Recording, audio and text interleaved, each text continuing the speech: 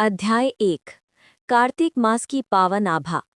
कार्तिक मास का अंतिम दिन था। सूर्य अस्ताचल की ओर बढ़ रहा था और गंगा के तट पर सुनहरी आभा फैल रही थी। आकाश में चांद की पूर्ण कलाएं धीरे धीरे झिलमिला रही थीं। सारा वातावरण सुगंधित था। कहीं दीप जल रहे थे, कहीं आरती की ध्वनि गूंज रही थी, कहीं तुलसी के पत्तों की मधुर सुगंध वातावरण को पवित्र कर रही थी। वाराणसी नगरी में आज का दिन विशेष था। ये कोई साधारण दिन नहीं था। ये वो रात थी जब देवता स्वयं स्वर्ग से उतरकर गंगा के घाटों पर दीप प्रज्वलित करते हैं। इस दिन को देव दिवाली कहा जाता है, अर्थात देवताओं की दीपावली। पौराणिक ग्रंथों ने कहा गया है, कार्तिकी पूर्ण मायाम तु त्रिपुरा सुरवधम स्मरेत, दीपदानम महापुण्यम सर्व पाप प्रणाशनम। अर्थात जो व्यक्ति कार्तिक पूर्णिमा के दिन दीपदान करता है और भगवान शिव के त्रिपुरासुर वध का स्मरण करता है, उसके समस्त पाप नष्ट हो जाते हैं और वो मोक्ष का अधिकारी बनता है। गंगा तट पर उमड़ी श्रद्धा की लहर। शाम का समय था। दशाश्वमेध घाट पर लाखों श्रद्धालु दीप लेकर एकत्रित थे। हर चेहरे पर श्रद्धा की ज्योति थी। कोई हर हर महादेव का जयघोष कर रहा था, कोई जय गंगे माता का। गंगा की लहरें उन दीपों की झिलमिलाहट से ऐसे चमक रही थीं मानो स्वर्ग स्वयं धरती पर उतर आया हो। वृद्ध पुरुष, नन्हे बालक, साधु संत, गृहस्थ, स्त्रियां सभी अपने अपने मनोकामनाओं के दीप गंगा में प्रवाहित कर रहे थे। कोई कह रहा था, माँ गंगे, मेरे पुत्र को दीर्घायु देना। हे भोलेनाथ, मेरे घर का कल्याण करना। ऐसा लगता था मानो हर दीप एक प्रार्थना है जो भगवान तक पहुंचने को उत्सुक है। लेकिन ये देव दिवाली क्यों मनाई जाती है? इसके पीछे एक अत्यंत प्राचीन कथा है।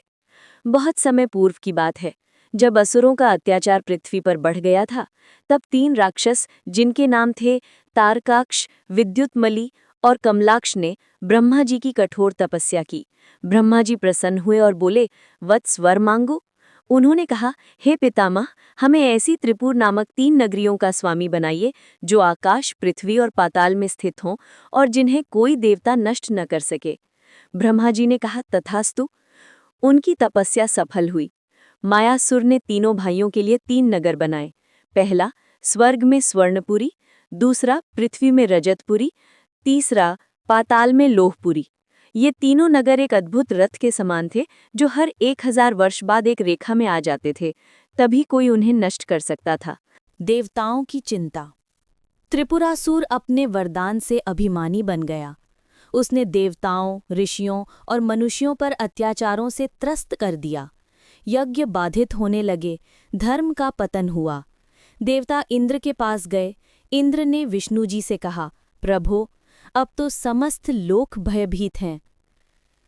विष्णु जी बोले, इस समय केवल महादेव ही इसका अंत कर सकते हैं, क्योंकि त्रिपुरासुर का वध वो ही कर सकते हैं जिनका रथ सब देवताओं की सामूहिक शक्ति से बनेगा। तब सभी देवता मिलकर महादेव के पास कैलाश पहुंचे।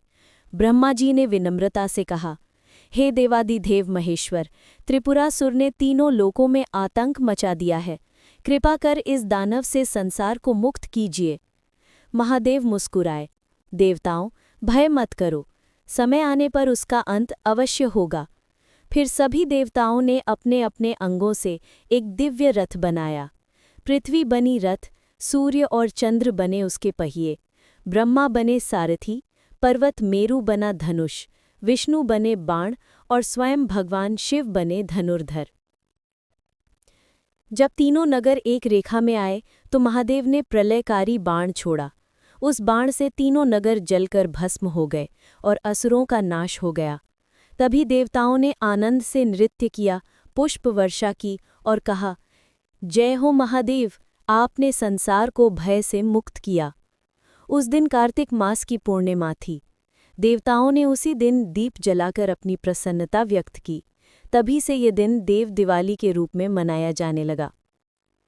वाराणसी में देवताओं का आगमन। मान्यता है कि जब भगवान शिव ने त्रिपुरासुर का वध किया, तब उन्होंने काशी में स्नान किया और विश्राम किया। देवता भी स्वर्ग से उतरकर वहां आए और गंगा तट पर दीप जलाकर उनकी आरती की। उस क्षण वाराणसी की भूमि स्वयं प्रकाशमयी हो उठी। कहते हैं, उस दिन गंगा की लहरों पर जो प्रकाश फैला वो आज भी हर कार्तिक पूर्णिमा की रात को दिखाई देता है। भक्तों के लिए संदेश। जो व्यक्ति इस दिन गंगा स्नान कर दीपदान करता है, उसे समस्त तीर्थों का फल मिलता है। पुराणों में लिखा है, कार्तिके पूर्णिमायां तु दीपदानम विशेषतः सर्वदोष निवारणम सर्वपाप प्रणाशनम। अर्थात कार्तिक पूर्णिमा पर दीपदान करने से सभी पाप नष्ट हो जाते हैं और जीवन में सुख, समृद्धि और शांति का आगमन होता है। कथा का संदेश। देव दिवाली केवल उत्सव नहीं, ये अंधकार पर प्रकाश की विजय, अधर्म पर धर्म की जीत और अहंकार पर विनम्रता के प्रकाश का प्रतीक है। जब भी कोई व्यक्ति अपने जीवन के अंधकार को दूर करने के लिए ज्ञान का दीपक जलाता है, तब उसके भीतर भी देव दीपावली होती है। उसी प्रकार जब कोई व्यक्ति अनंतर सत्य को जान लेता है, तो वो भी देवताओं के समान हो जाता है। तो आओ हम सब मिलकर देव दीपावली मनाएं और अपने जीवन को ज्ञान के प्रकाश से आलोकित करें। अध्याय 2। त्रिपुरासुर का जन्म और वरदान। समय के चक्र में एक काल ऐसा भी आया जब असुर कुल में एक महापराक्रमी राजा हुआ, तारकासुर। वह शिव भक्त था, किंतु अहंकारी भी। तारकासुर को ब्रह्मा जी से वरदान मिला था कि उसका वध केवल शिव पुत्र द्वारा ही होगा। उस समय भगवान शिव तप में लीन थे और पार्वती जी से विवाह नहीं हुआ था, इसलिए देवता बहुत चिंतित थे। जब भगवान शिव और पार्वती जी का विवाह हुआ और कार्तिकेय अर्थात स्कंद का जन्म हुआ, तभी तारकासुर का वध संभव हुआ। कार्तिकेय ने तारकासुर का संहार किया और देवताओं को पुनः भय मुक्त किया। परंतु तारकासुर के 3 पुत्र थे, विद्युन्माली, तारकाक्ष और कमलाक्ष। पिता के वध के पश्चात तीनों पुत्र अत्यंत क्रोधित हुए और बोले, देवताओं, तुमने छल से हमारे पिता का वध कराया। अब हम इस ब्रह्मांड में ऐसा साम्राज्य स्थापित करेंगे जहां किसी देवता की सत्ता न चले। असुरों की कठोर तपस्या। तीनों भाइयों ने निश्चय किया कि वे ब्रह्मा जी को प्रसन्न करेंगे और अमरता का वरदान प्राप्त करेंगे। वे हिमालय की ऊंची गुफाओं में चले गए। कठोर तपस्या आरंभ हुई। उन्होंने अग्नि के समान सूर्य तपन में खड़े होकर वर्षों तक अन्न जल त्याग दिया। कई वर्षों की तपस्या के बाद ब्रह्मा जी प्रसन्न हुए, आकाश से प्रकट होकर बोले, वत्सों, मैं तुम्हारी तपस्या से प्रसन्न हूँ। कहो, क्या वरदान चाहते हो? तारकाक्ष ने कहा, हे पितामह, हमें ऐसा वरदान दीजिए कि कोई देवता, असुर या मनुष्य हमें मार न सके। ब्रह्मा जी मुस्कुराए, यह संभव नहीं, क्योंकि हर किसी का अंत एक दिन होना ही है। तुम कुछ और मांगो। तब विद्युन्माली ने कहा, हे ब्रह्मदेव, हमारे लिए 3 नगर बना दीजिए, एक स्वर्ग में, एक पृथ्वी पर और एक पाताल में। इन नगरों को कोई नष्ट न कर सके। जब ये तीनों नगर एक साथ एक सीध में आ जाएं, तभी कोई हमें मार सके। ब्रह्मा जी ने कहा, तथास्तु, और वह वरदान प्रदान कर आकाश में लीन हो गए। त्रिपुर नामक 3 नगरों की रचना। उस समय असुरों के महान शिल्पी मयासुर ने अपनी दिव्य विद्या से 3 अद्भुत नगरों का निर्माण किया। स्वर्ग में बना स्वर्णपुरी, जो सोने से जड़ा हुआ था। पृथ्वी में बना रजतपुरी, जो चांदी से निर्मित था। और पाताल में बना लौहपुरी, जो लोहे से बना था। तीनों नगर दिव्य रथ के समान आकाश में गति करते थे। प्रत्येक नगर में हजारों असुर रहते थे। वहां सदा संगीत, विलास और बल का प्रदर्शन होता। जब ये तीनों नगर एक रेखा में आते, तब उसे कहा जाता त्रिपुर संयोग। इन्हीं 3 नगरों के कारण इन असुरों को कहा गया त्रिपुरासुर। देवताओं पर अत्याचार। समय बीता। धीरे धीरे त्रिपुरासुर के मन में अहंकार बढ़ने लगा। उसने सोचा, अब इस संसार में हमारा कोई सामना नहीं कर सकता। हमारे नगर अजेय हैं, देवता भी हमसे भय खाते हैं। उन्होंने स्वर्ग पर आक्रमण किया, इंद्र की राजधानी अमरावती को लूटा, ऋषियों के यज्ञ भंग किए और पृथ्वी पर अधर्म फैलाने लगे। इंद्रदेव ने जब प्रतिरोध किया तो त्रिपुरासुर ने कहा, अब देवताओं का युग समाप्त हुआ, अब असुरों का राज्य होगा। वो देवताओं को पराजित कर तीनों लोकों का स्वामी बन बैठा। ब्रह्मांड में फैला भय। अब पृथ्वी पर धर्म की स्थिति डगमगा गई। ऋषि मुनि अपने यज्ञ नहीं कर पा रहे थे। वो देवताओं की सहायता के लिए गए। सभी देवता मिलकर ब्रह्मा जी के पास पहुंचे। इंद्र ने विनम्र होकर कहा, पितामह, आपने जो वरदान दिया उसी से ये सर्वनाश हो रहा है। अब कोई उनका सामना नहीं कर सकता। ब्रह्मा जी ने कहा, वत्स, मैंने जो कहा था वो अटल है। त्रिपुरासुर का वध तभी संभव होगा जब उसके तीनों नगर एक रेखा में आएंगे, और तभी कोई महान धनुर्धारी उसे नष्ट कर सकेगा। वो कार्य केवल महादेव के लिए ही संभव है। देवता विष्णु जी के पास पहुंचे। विष्णु बोले, त्रिपुरासुर का वध केवल भगवान महेश्वर ही कर सकते हैं। हमें उनकी शरण में चलना चाहिए। फिर सभी देवता कैलाश पर्वत की ओर चल पड़े। मार्ग में ब्रह्मा जी, विष्णु जी, इंद्र, वरुण, कुबेर, अग्नि और अनेक देवता एकत्र हुए। सभी ने एक स्वर में कहा, हे नीलकंठ, हे विश्वनाथ, आप ही इस ब्रह्मांड के रक्षक हैं। कृपा करके असुरों से हमारा उद्धार करें। कैलाश पर्वत के श्वेत शिखरों के बीच शिवजी ध्यानस्थ थे। जब देवताओं की करुण पुकार पहुंची, तब उन्होंने धीरे धीरे अपनी आंखें खोलीं। उनके नेत्र में करुणा थी, मुख पर सौम्यता थी। भगवान बोले, देवताओं, धैर्य रखो। जब समय आएगा, त्रिपुरासुर का अंत स्वयं होगा। धर्म की रक्षा के लिए मैं अवश्य प्रकट होऊंगा। त्रिपुरासुर का दंभ। उधर त्रिपुरासुर अपने नगर में दरबार लगाए बैठा था। उसके मंत्री और सेनानायक उसकी प्रशंसा कर रहे थे। वो बोला, अब हमें किसी देवता की आवश्यकता नहीं। ब्रह्मा, विष्णु और शिव, ये सब हमारे चरणों में हैं। हम ही ब्रह्मांड के स्वामी हैं। ये कहते ही आकाश में गड़गड़ाहट हुई। एक आवाज गूंजी, अहंकार का अंत निश्चित है त्रिपुरासुर। जब समय आएगा तुम्हारा साम्राज्य धूल में मिल जाएगा। परंतु त्रिपुरासुर हंस पड़ा, कौन हमें मार सकता है? जब तक तीनों नगर एक सीध में न आए, कोई हमारा बाल भी बांका नहीं कर सकता। देवताओं की दया समाप्त हो रही थी। ब्रह्मांड में संतुलन डगमगाने लगा। अब केवल भगवान शिव का संकल्प ही धर्म को पुनः स्थापित कर सकता था। अध्याय 3। महादेव का संकल्प और दिव्य रथ का निर्माण। कैलाश पर्वत की चोटी पर बर्फ से ढकी चट्टानों के बीच भगवान शिव ध्यान मग्न बैठे थे। चारों ओर मंद मंद हिमवृष्टि हो रही थी। उस क्षण सृष्टि मानो मौन थी। केवल गंगाजल की कलकल ध्वनि और हिमालय की वायु की गूंज वातावरण में बह रही थी। उसी समय देवताओं का समूह वहां पहुंचा। सबसे आगे ब्रह्मा जी थे, उनके पीछे विष्णु जी और अन्य सभी देवता। उन्होंने एक स्वर में पुकारा, हे नीलकंठ महेश्वर, संसार का संकट बढ़ गया है। असुर त्रिपुर ने तीनों लोकों को अपने अधीन कर लिया है। धर्म का पतन हो रहा है, यज्ञ नष्ट हो गए हैं, ब्राह्मण भयभीत हैं। अब केवल आप ही उद्धार कर सकते हैं। देवताओं की प्रार्थना। ब्रह्मा जी फोल्डेड हैंड्स में बोले, प्रभु, आपने सदा सृष्टि की रक्षा की है। अब यह त्रिपुरासुर वरदान के कारण अजय हो गया है। आप ही उस पर विजय पा सकते हैं। यदि वो जीवित रहा तो ब्रह्मांड का संतुलन नष्ट हो जाएगा। विष्णु जी ने भी कहा, हे शंकर, आप ही वो शक्ति हैं जो असंभव को संभव करती हैं। हमारे पास अब कोई उपाय नहीं है। शिवजी ने अपनी आंखें खोली। उनका मुख शांत था, किंतु नेत्रों में दिव्य ज्वाला थी। उन्होंने मंद स्वर में कहा, देवताओं, भय मत करो। धर्म का नाश कभी नहीं हो सकता। त्रिपुरासुर का अंत समय निकट आ गया है। जब तीनों नगर एक सीध में आएंगे, तभी वो विनिष्ट होगा। उस दिन मैं स्वयं धनुष उठाऊंगा और अधर्म का अंत करूंगा। देवताओं के मुख खेल उठे। सभी ने हर हर महादेव का जय घोष किया। तब भगवान शिव ने कहा, किंतु ये युद्ध सामान्य नहीं होगा। इस बार मेरे साथ तुम सबकी शक्ति भी सम्मिलित होगी, क्योंकि असुरों की सामूहिक शक्ति को हराने के लिए दैव शक्ति का एकीकरण आवश्यक है।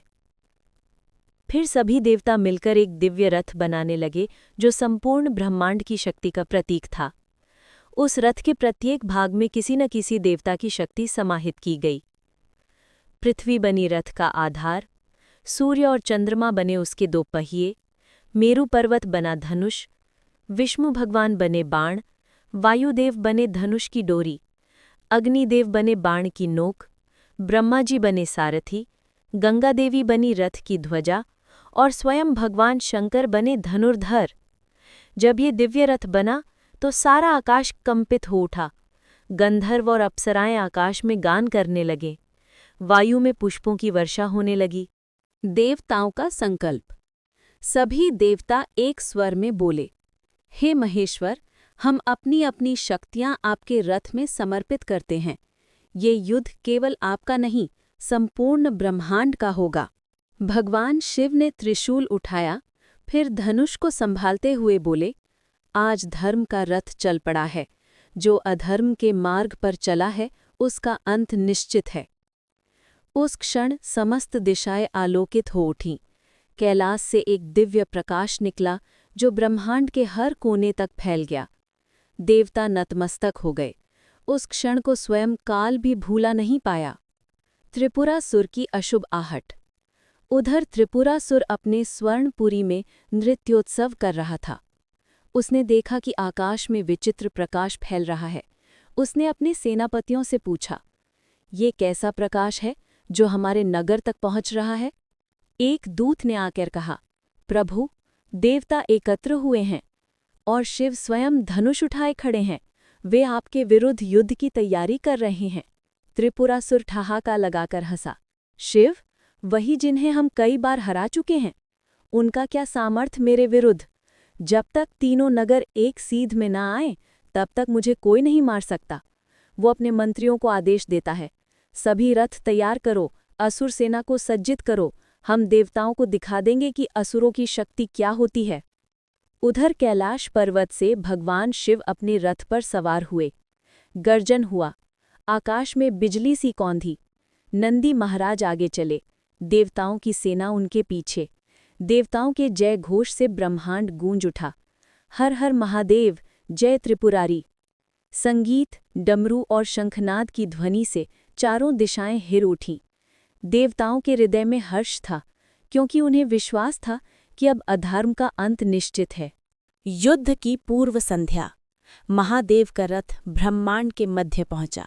उन्होंने दूर त्रिपुरासुर के 3 नगरों की ओर दृष्टि डाली। त्रिपुरासुर की सेनाएं तैयार थी, असंख्य रथ, असंख्य योद्धा। किंतु शिव के नेत्रों में केवल शांति थी। उस शांति में विनाश की शक्ति निहित थी। महादेव ने धनुष खींचा, एक तीव्र आभा फैली। विष्णु बाण पर अग्नि की ज्वाला प्रकट हुई। उस समय तीनों नगर धीरे धीरे अपनी गति में आने लगे। देवताओं ने देखा, त्रिपुरासुर के तीनों नगर एक ही रेखा में आ रहे हैं। देवता बोले, प्रभु, वह क्षण आ गया है। महादेव ने बाण चढ़ाया, नेत्र बंद किए और त्रिपुरासुर का स्मरण किया। हे अहंकारी असुर, अब तेरे कर्मों का फल तुझे मिलेगा। फिर उन्होंने एक ही बाण छोड़ा, त्रिपुर विजय बाण।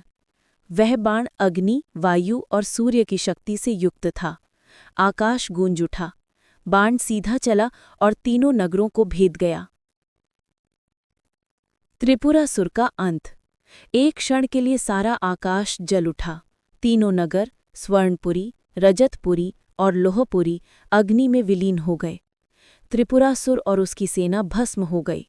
देवताओं ने पुष्प वर्षा की, गंधर्वों ने गान किया और समस्त सृष्टि ने कहा, जय त्रिपुरांतक, जय महादेव, जय विश्वनाथ। विष्णु जी ने नतमस्तक होकर कहा, प्रभु, आपने फिर से धर्म की स्थापना की। हम आपका अनंत धन्यवाद करते हैं। शिवजी बोले, असुरों का अंत हुआ, परंतु स्मरण रखना, अधर्म का अंत तभी होता है जब हृदय से अहंकार का विनाश हो। वह दिन था कार्तिक मास की पूर्णिमा का। देवताओं ने उस विजय दिवस को मनाने के लिए दीप जलाए। गंगा तट पर, काशी में उन्होंने हजारों दीप प्रज्वलित किए। वायु में गूंज उठा, हर हर महादेव, जय त्रिपुरारी। अध्याय 4। देवताओं का आनंदोत्सव और देव दिवाली का प्रारंभ। त्रिपुरासुर का विनाश हो चुका था। ब्रह्मांड में शांति छा गई थी। वो अग्नि जिसने तीनों असुर नगरों को भस्म किया था, अब प्रकाश में परिवर्तित हो गई थी। ज्ञान का, सत्य का और धर्म का प्रकाश। भगवान शिव का मुख शांत था, किंतु उसमें अपार तेज झलक रहा था। देवता नतमस्तक होकर उनकी स्तुति कर रहे थे। आकाश में गंधर्वों का गान गूंज रहा था, जय त्रिपुरांतक महादेव, जय विश्वनाथ शंकर। अग्नि, वायु, सूर्य, चंद्र, विष्णु, ब्रह्मा सभी देवता शिव के समक्ष खड़े होकर कृतज्ञ भाव से बोले, प्रभु, आपने पुनः धर्म की ज्योति प्रज्वलित की है। ये विजय केवल देवताओं की नहीं, समस्त सृष्टि की है। ब्रह्मांड में फैला आनंद। त्रिपुरासुर का वध होते ही सभी लोकों में मंगल ध्वनि होने लगी। देवताओं के विमानों से पुष्प वर्षा हुई, गंधर्व नृत्य करने लगे, अप्सराएं गान करने लगीं, वायु में सुगंध फैल गई, आकाश में दिव्य प्रकाश छा गया। देवताओं ने कहा, अब इस दिवस को हम सदा स्मरण रखेंगे। जिस दिन शिव ने त्रिपुरासुर का नाश किया, उसी दिन हम दीप प्रज्वलित करेंगे और देव दीपावली मनाएंगे।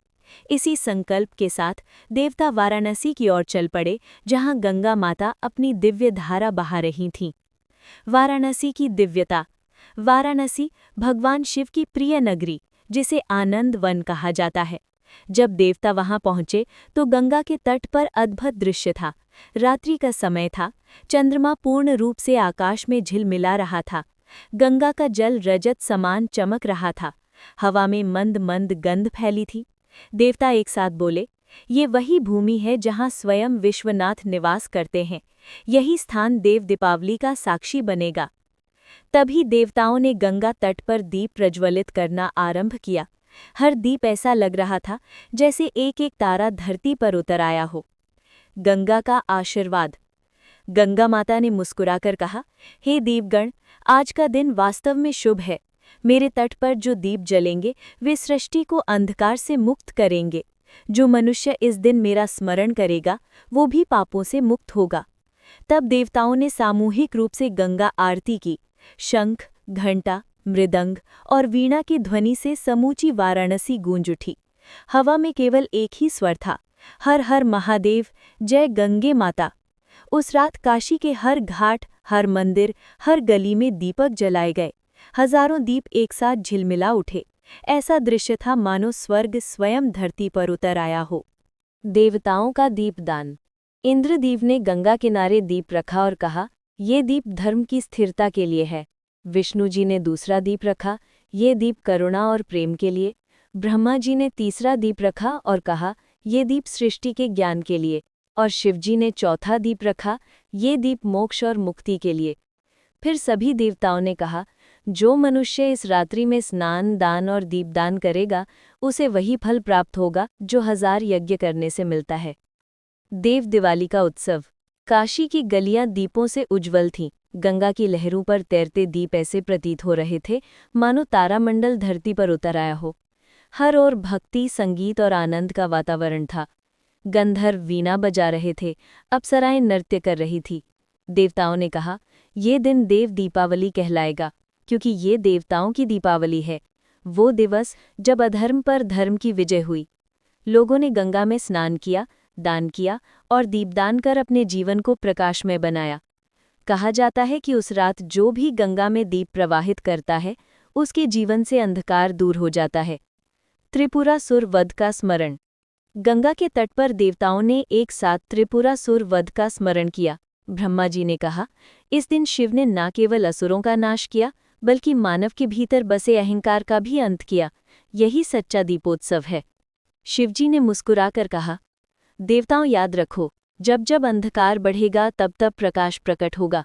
इस दीप से अधिक शक्तिशाली कोई अस्त्र नहीं, क्योंकि ये ज्ञान का प्रतीक है। देव दीपावली की स्थायी परंपरा। उस दिन के बाद से ये परंपरा चली आ रही है कि कार्तिक मास की पूर्णिमा को देवता स्वयं धरती पर उतरकर गंगा में स्नान करते हैं और दीपदान करते हैं। वाराणसी में इस दिन असंख्य दीप जलाए जाते हैं। लोग मानते हैं कि उस रात स्वयं भगवान शिव गंगा तट पर भ्रमण करते हैं। ये भी कहा गया है कि इस दिन जो व्यक्ति गंगा स्नान कर दीपदान करता है उसे जन्म जन्मांतर के पापों से मुक्ति मिलती है। पुराणों में वर्णन है, कार्तिके पूर्णिमायां तु दीपदानम महाप्रभम त्रिपुरा वध स्मरणेन सर्व पापक्षयो भवेत्। दृश्य का वर्णन। रात्रि के अंतिम प्रहर में गंगा तट पर दीपों की पंक्तियां दूर तक फैल चुकी थीं। हर दीप हवा में लहराता, जल में झिलमिलाता। चांद की किरणें उन दीपों पर पड़कर हजारों इंद्रधनुष बना रही थी। काशी नगरी स्वयं दीपमय स्वर्ग बन चुकी थी। देवता, गंधर्व, अप्सराएं और मनुष्य सब एक साथ गा रहे थे, हर हर महादेव, जय गंगे माता, जय देव दिवाली। ये दृश्य देखकर स्वयं ब्रह्मा जी बोले, ये दृश्य स्वर्ग में भी नहीं। यहाँ की भक्ति, यहाँ का प्रकाश, ये स्वयं मुक्ति का द्वार है। अध्याय 5। देवताओं की सभा और शिव से सहायता की प्रार्थना। त्रिपुरासुर के तीनों भाइयों द्वारा रचे गए अत्याचारों ने समस्त लोकों को व्याकुल कर दिया था। देवलोक से लेकर धरती तक भय और अंधकार छा गया था। यज्ञ वेदियां ठंडी पड़ चुकी थीं, मंदिरों के घंटे मौन थे और धर्म के मार्ग पर चलने वाले लोग भयभीत थे। एक दिन इंद्र ने स्वर्ग सभा में सभी देवताओं को बुलाया। सभा में विष्णु, ब्रह्मा, अग्नि, वरुण, वायु, चंद्र, सूर्य और इंद्र उपस्थित थे। सभी के मुख पर एक ही प्रश्न था, अब क्या किया जाए? देवताओं की व्यथा। इंद्र ने दुखी होकर कहा, हे देवगण, इन तीनों असुर भाइयों ने हमारी सारी सीमाएं तोड़ दी हैं। उनके नगर आकाश, पृथ्वी और पाताल में इस तरह घूमते हैं कि कोई उनका पता नहीं लगा सकता। वो इतने शक्तिशाली हैं कि जब हम उन पर अस्त्र चलाते हैं तो वो वापस लौटकर हमें ही घायल कर देता है। वरुण बोले, उन्होंने हमारे समुद्र को अपवित्र कर दिया है। अग्निदेव बोले, वे यज्ञ की अग्नि बुझा देते हैं।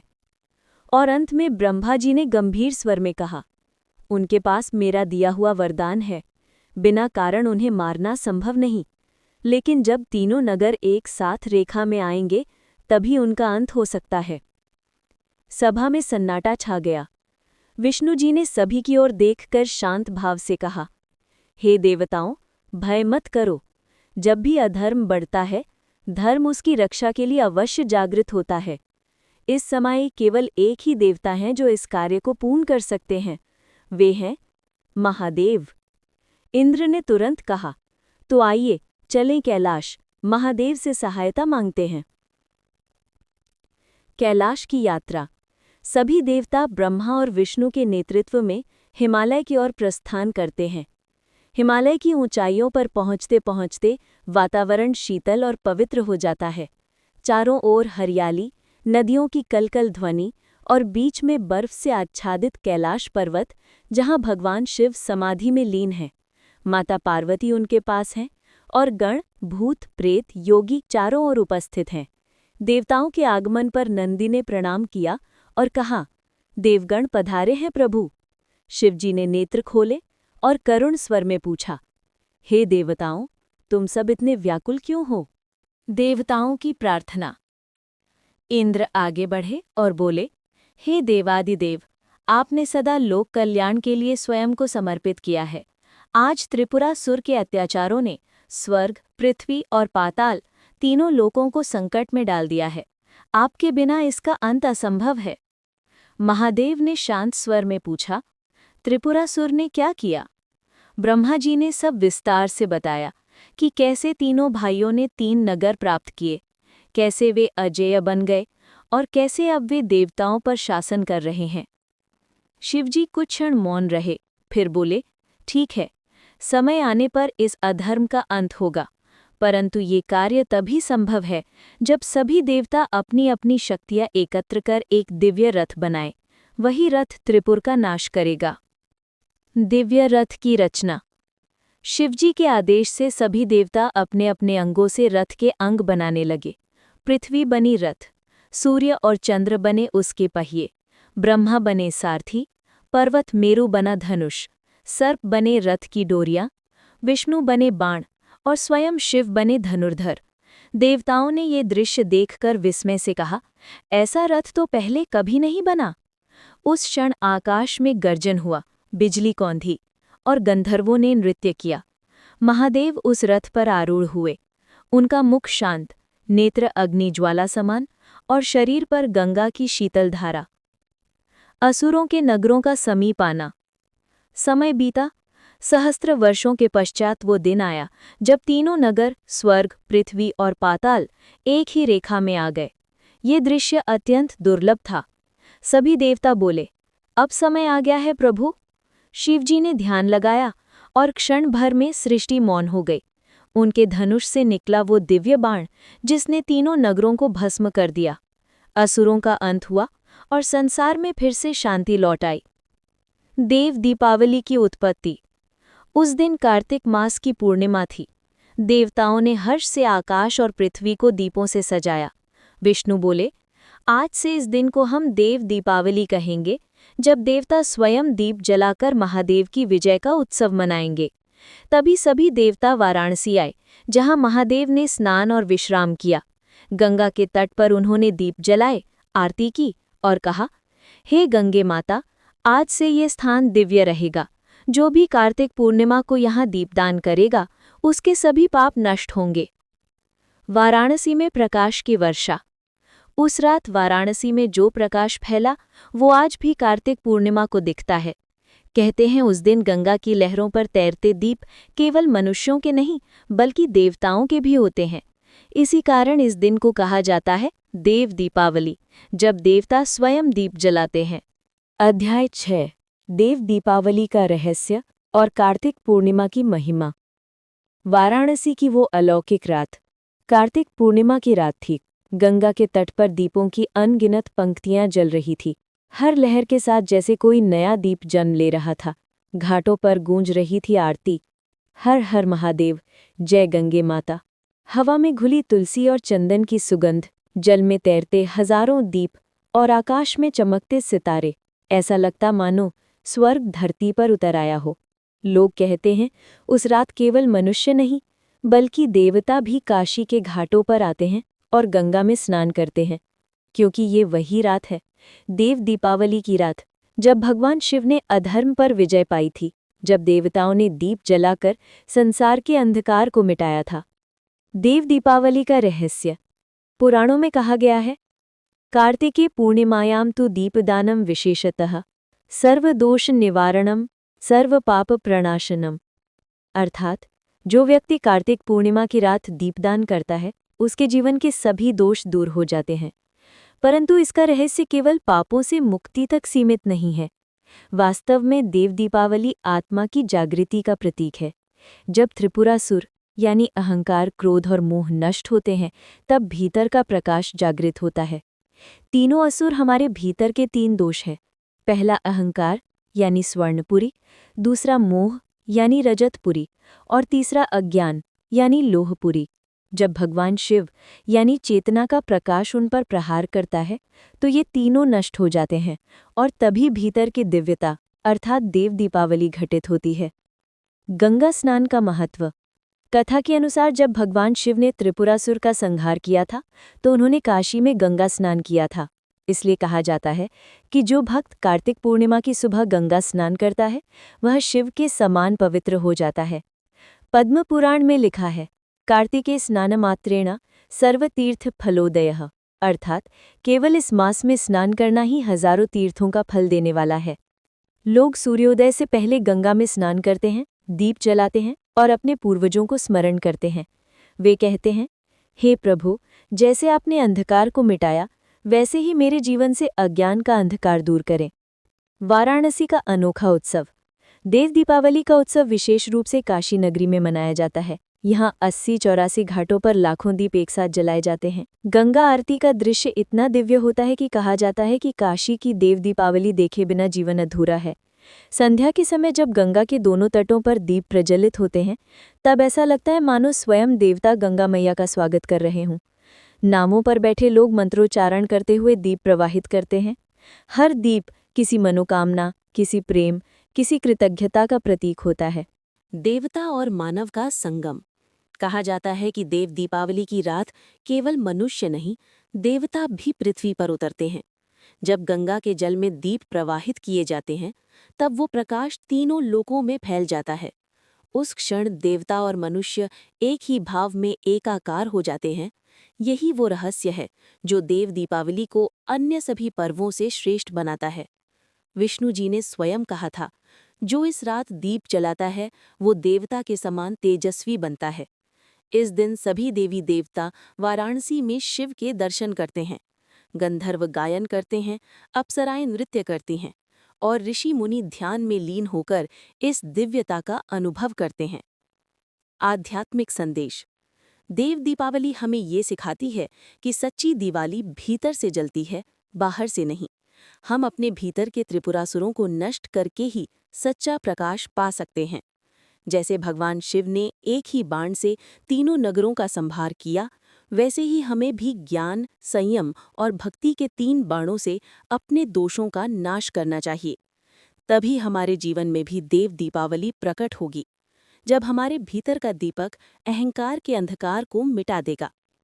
दान और सेवा का पर्व। इस दिन दीपदान के साथ साथ दान का भी विशेष महत्व बताया गया है। कथा कहती है कि जो व्यक्ति कार्तिक पूर्णिमा की रात गरीबों को अन्न, वस्त्र या दीप देता है, उसे अक्षय पुण्य प्राप्त होता है। दान केवल वस्तु का नहीं, भावना का भी होता है।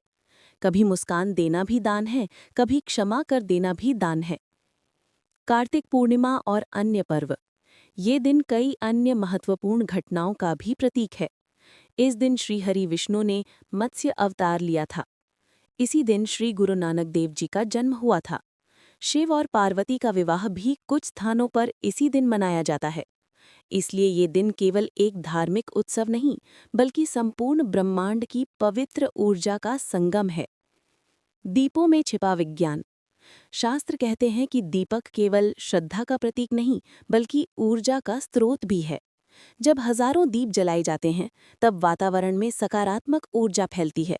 दीपक का प्रकाश मन में स्थिरता, आंखों में चमक और विचारों में शुद्धता लाता है। इसलिए ये पर्व आध्यात्मिक ही नहीं, वैज्ञानिक दृष्टि से भी अत्यंत लाभकारी है।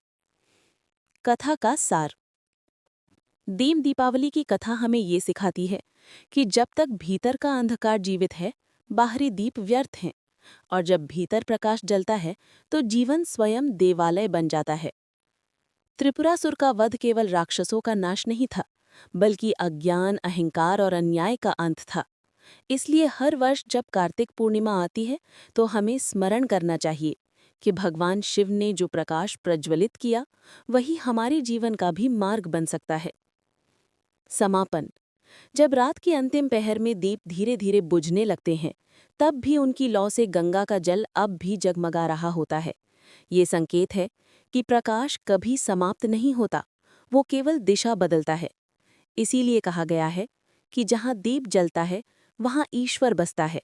और कार्तिक पूर्णिमा की देव दीपावली हमें हर वर्ष ये याद दिलाती है कि अंधकार चाहे कितना भी गहरा क्यों ना हो, एक दीपक उसे मिटा सकता है। अध्याय 7। देव दीपावली का आधुनिक रूप और लोक परंपराएं। काशी की जगमगाती नगरी। कार्तिक पूर्णिमा की रात जब आती है, तो पूरी काशी जैसे जाग उठती है। गंगा तट पर दीपों की असंख्य पंक्तियां, मंदिरों में घनघोर घंटे की ध्वनि, हर ओर हर हर महादेव का जय घोष। ये दृश्य हर किसी के मन को छू जाता है। कहते हैं कि इस रात वाराणसी केवल धरती की नगरी नहीं रहती, बल्कि देवताओं की राजधानी बन जाती है। शाम होते ही दशाश्वमेध घाट, 80 घाट, मणिकर्णिका घाट, पंचगंगा घाट, सभी पर लाखों दीप एक साथ जलते हैं। गंगा आरती के समय जब दीप हवा में लहराते हैं, तो ऐसा प्रतीत होता है मानो तारों की पूरी आकाश गंगा तट पर उतर आई हो। उत्सव की तैयारी। देव दीपावली की तैयारी वाराणसी में कई दिन पहले से शुरू हो जाती है। कहीं घाटों की सफाई हो रही होती है, कहीं कलाकार मिट्टी के दीप बना रहे होते हैं, कहीं बच्चे दीप सजाने की प्रतियोगिता में जुटे रहते हैं।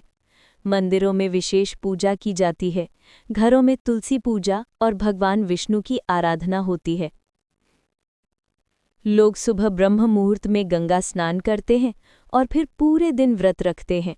संध्या समय जब गंगा आरती होती है, तब हर व्यक्ति अपने घर से एक दीप लेकर घाटों की ओर निकल पड़ता है। दीपदान की परंपरा। देव दीपावली का सबसे प्रमुख भाग है दीपदान। हर व्यक्ति अपने मनोकामनाओं के दीप गंगा में प्रवाहित करता है। किसी का दीप प्रेम का प्रतीक होता है, किसी का श्रद्धा का, किसी का क्षमा का। कहा जाता है, जो दीप गंगा में प्रवाहित किया जाता है, वो सीधे स्वर्ग तक प्रकाश फैलाता है। लोग कहते हैं, हे भोलेनाथ, मेरे भीतर का अंधकार दूर कर दो। हे गंगे माता, मेरे घर में सुख शांति लाओ।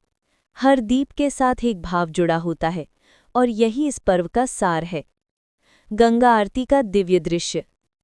शाम के समय जब 21 ब्राह्मण एक साथ आरती करते हैं तो हवा में घंटियों की ध्वनि और शंखनाद गूंज उठता है।